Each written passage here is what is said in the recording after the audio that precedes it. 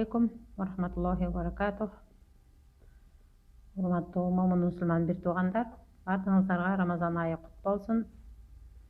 Бизде Рамазан айында кылына турган амалдар тууралуу сүйлөп берсем, Рамазан айында пайгамбарыбыз саллаллаху алейхи ва саллям айткан, Рамазан айында ким эгер жалган айтууну жана жаман адаттарын таштабаган болсо, Аллах Таала анын ачка калуусуна карабайт деген.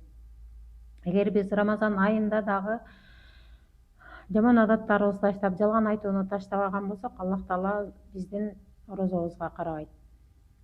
Орозо тутуу бир гана ачкалыктан гана турбайт.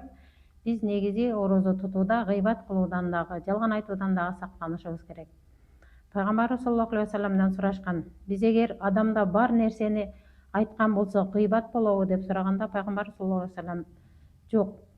Эгер силер адамда бар нерсени айткан болсоңор гыйбат болот, эгер жок нерсени айта турган болсоңор бул доомат болот деп пайгамбарыбыз саллаллаху алейхи ва саллям айтып кеткен.